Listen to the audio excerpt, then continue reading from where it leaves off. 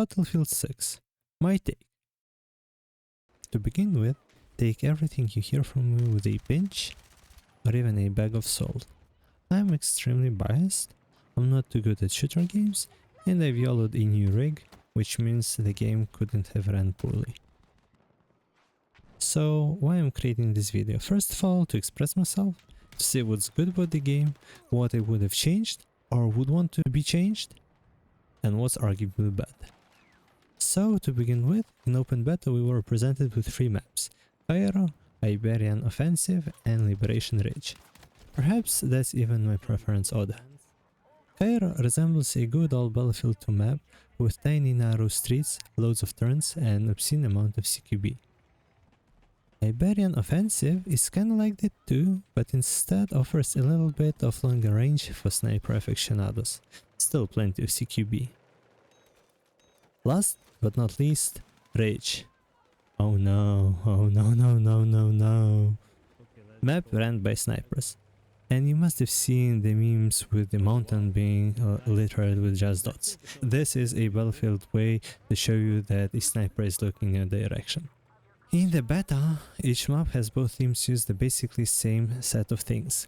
Weapons are not side restricted, both sides use Abrams SAP tanks, F-16, etc., which is kinda sad. Because there is not enough variability and sometimes you might assume that the thing is yours while it's not, or vice versa, run into a tank and panic RPG them, only to see that it was a friendly one.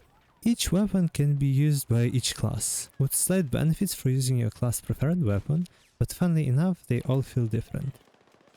The difference in RPM, handling, etc. make each weapon unique, and this will surely result in people finding their preferred weapon more easily. And you don't have to consider the class limitations. The performance of the game, as I mentioned previously, has been phenomenal, but don't take it from me. One of my friends has been playing the first beta weekend with GTX 1070, and on the performance setting, game ran smoothly enough for him to be able to get over 60 FPS at 1080p. In my case, it was over 300 FPS at 4K without frame generation on, and 60 FPS unbalanced. Perhaps the CPU was a bigger bottleneck than the GPU here.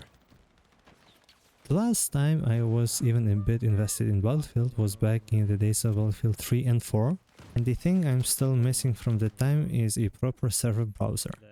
In Battlefield 6 Open Beta, you only have a built-in game mode selection with an ability to join whichever server you want. My second gripe with the game is the modification window. Don't get me wrong, I love the fact that depending on how many attachments you have on your weapon, your aim down sight speed changes. But the UI does not feel natural. It actually happened to me a few times. I wanted to modify a weapon, I'd select it from the weapon menu list, click on it, only to be brought back to the spawn window, to have click on it again to actually modify it. But that's a very minor inconvenience, and I believe most people do not adjust their weapons mid-game as often, and it's done for the sake of simplicity and speed of change of your weapon. Regarding classes, each one feels very distinct. Assault can have 2 main weapons in addition to the rest of loadout. Support now merges support and medic, with one box supplying both HP and bullets, alongside with signatory defibrillator. Sniper has a respawn beacon and a spotter, which comes real handy in breakthrough mode. An engineer, who supports an RPG, AA, improved stationary javelin like mine, and a blowtorch for repairing reasons. Each one of them seems insanely useful in vacuum, but they all shine together. Oh, did I mention that now everyone can res anyone? Pardon me if it was a feature in previous Battlefield games. After all, I am old, and compare it to Battlefield 4, which was the most recent Battlefield game I've played. It takes a while, but there's nothing better than fighting enemies, dying and having a squadmate pick you up, because they can. I've actually heard many people being mad about peak gameplay of, for instance, Engineer, when 5 of you are stuck behind a tank, blowtorching it, while the tanker engages an enemy who also has 5 people repairing the thing. But in Ho, they are missing the entire point. You are doing what you chose to help your teammates, to get an advantage in the game. Oh, by the way, did I mention that tanks and APCs seem quite OP? It takes 4 shots, assuming you're not hitting the weak spots, to take out enemy armor, while tanks can one-shot you with a main round or a few coax rounds. Sniper gameplay is kinda what you'd expect from any Battlefield game.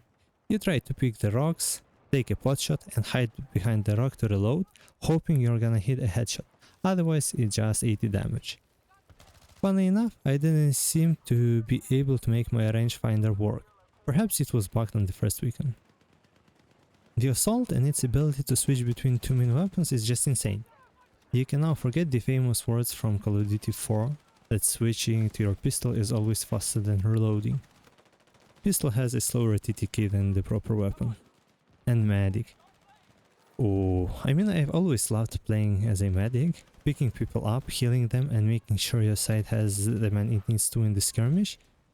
But in this game it just hits different.